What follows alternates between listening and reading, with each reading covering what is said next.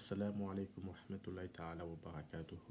إن الحمد لله نحمده ونستعينه ونستغفره ونعوذ بالله من شرور أنفسنا ومن سيئات أعمالنا. من يهده الله فلا مضل له ومن يضلل فلا هادي له وأشهد أن لا إله إلا الله وحده لا شريك له وأشهد أن محمدا عبده ورسوله. Chères sœurs et frères de par le monde, je prends l'initiative aujourd'hui, n'est-ce pas, de débuter cette chaîne en vue de nous rappeler mutuellement parce que nous vivons dans un monde éphémère, un monde qui est caractérisé par beaucoup de souffrances. Chacun de nous est éprouvé. On ne peut absolument jamais prévoir ce qui arrivera demain. Et même en ce moment où je suis en train de parler, il y a des gens qui sont, n'est-ce pas, terrassés par la maladie. Il y a des gens qui ont perdu des êtres chers. Il y en a qui, n'est-ce pas, connaissent beaucoup de difficultés au boulot. Les problèmes sont, n'est-ce pas, inhérents à la vie et la liste, elle est incommensurable. Mais ce qu'il y a de positif, c'est la pensée, celle de croire que toute chose, n'est-ce pas, aboutira à sa fin.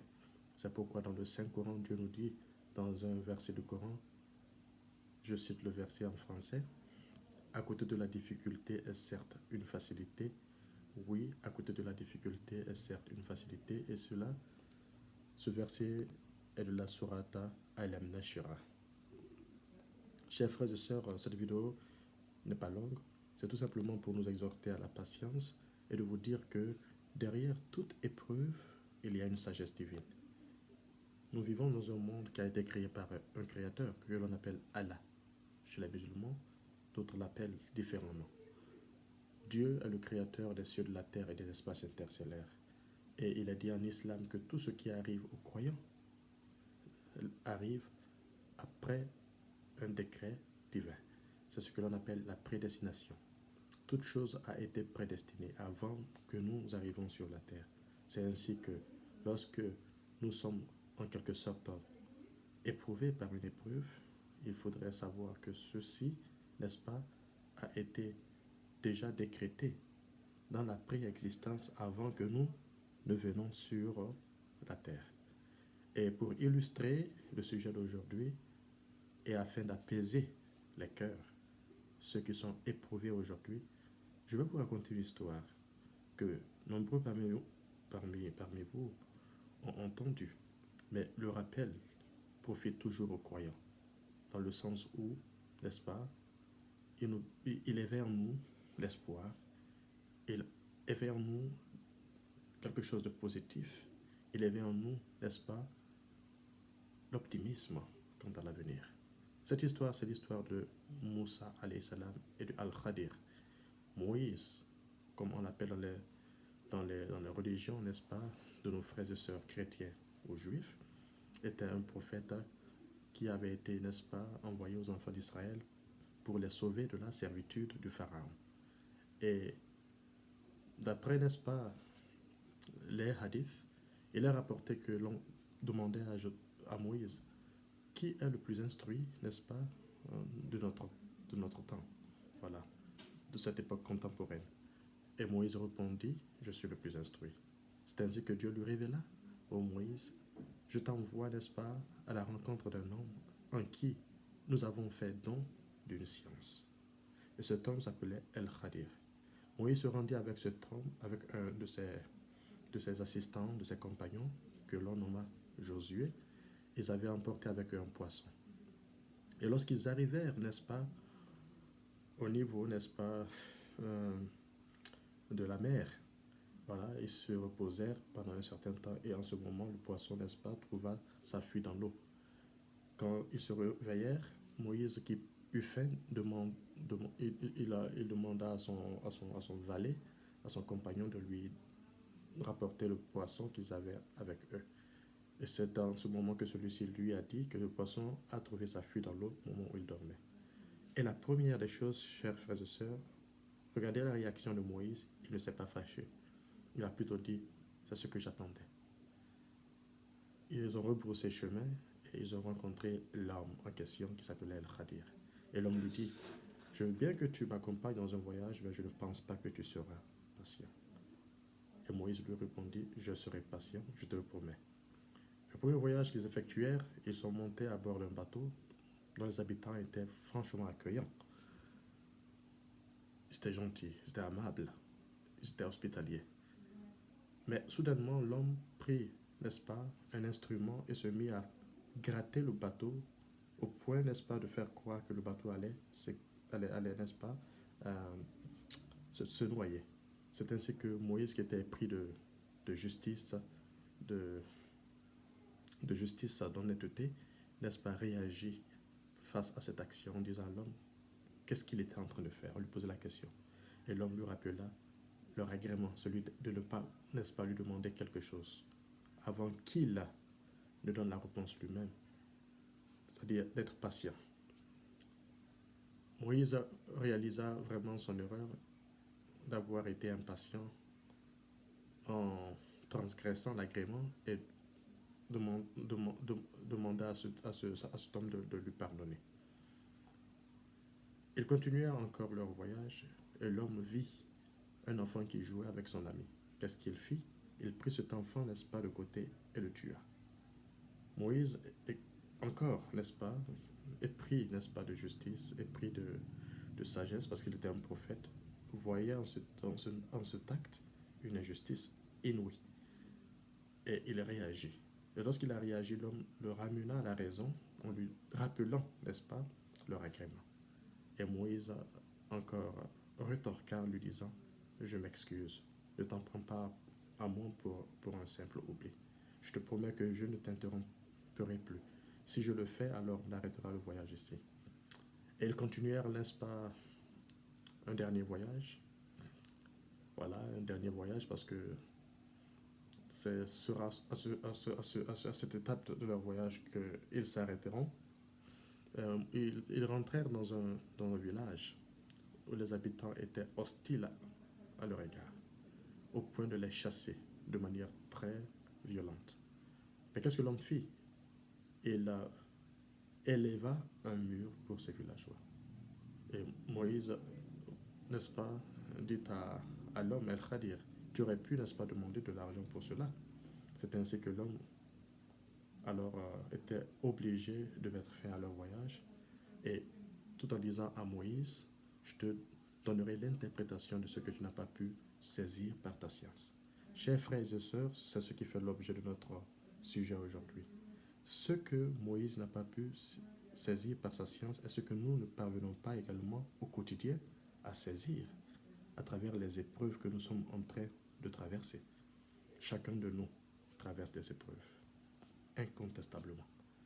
Alors, il dit à Moïse, les habitants du bateau étaient certes aimables, affables, mais ce bateau, n'est-ce pas, appartenait à des pauvres.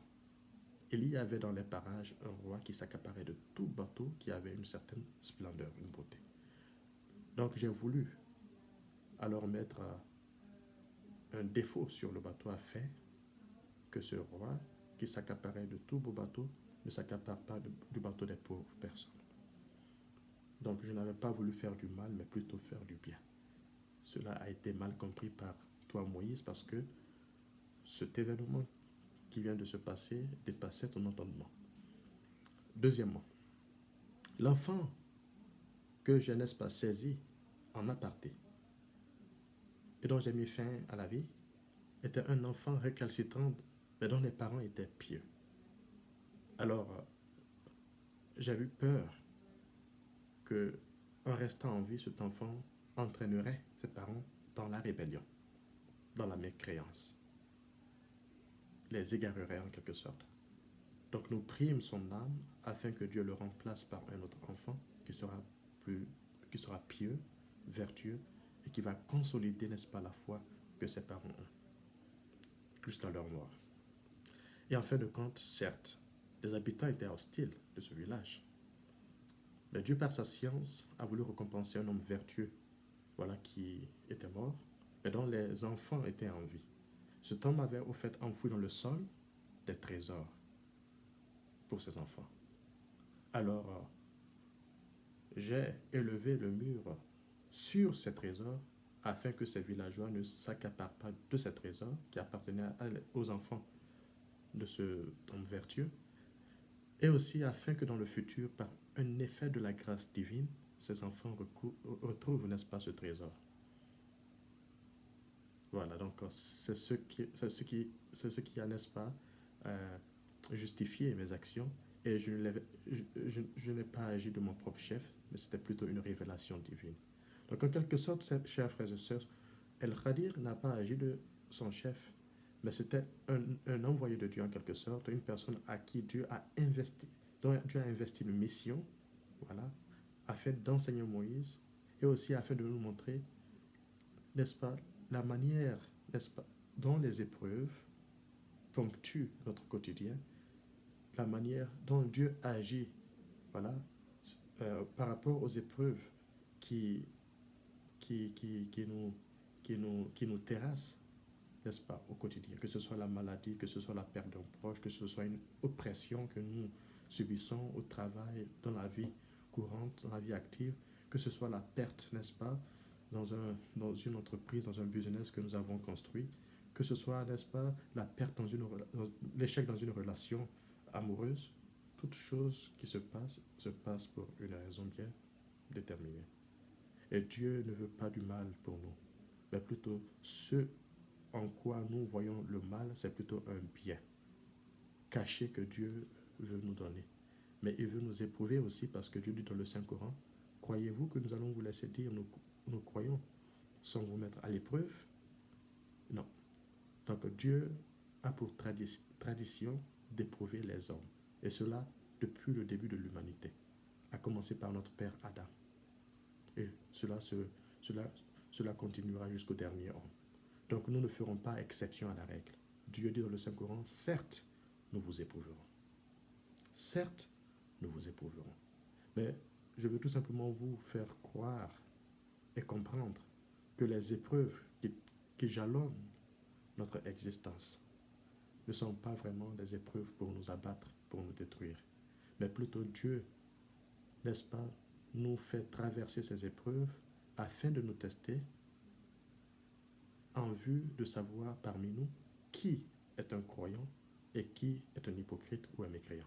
C'est ainsi que Dieu récompensera les gens au jour de la reddition des comptes. Mais sans l'épreuve, il n'y a pas d'autre moyen, n'est-ce pas, afin que Dieu puisse distinguer ceux qui font le bien et ceux qui font le mal. Et s'il a éprouvé des gens avant nous, par le passé, donc il est alors normal, lui qui est le juste, lui qui est le sage, de nous éprouver aussi. Pour finir, le prophète, paix sur lui, a dit que l'exemple, n'est-ce pas, le sort du croyant est toujours le meilleur. Quand il est éprouvé par un bien, il est reconnaissant, il remercie Dieu, c'est un bien pour lui. Et quand il est éprouvé par le mal, il patiente, et c'est encore un bien pour lui, car Dieu le récompensera pour sa patience. Il élèvera à un haut rang, où il effacera ses péchés, où au jour de la résurrection, Dieu se saisira, n'est-ce pas, de la réussite de son serviteur dans l'épreuve qu'il a subie, afin d'élever son rang et de lui accorder le paradis éternel. Donc c'est ce message que j'avais voulu passer aujourd'hui. Cette vidéo est la première, et je ferai beaucoup d'autres vidéos afin, n'est-ce pas, afin de nous exhorter à la belle patience, pas seulement la patience, mais la belle patience. Voilà, et je vous remercie infiniment. Partagez la vidéo, faites-la voir par d'autres personnes, et à la prochaine. Merci beaucoup.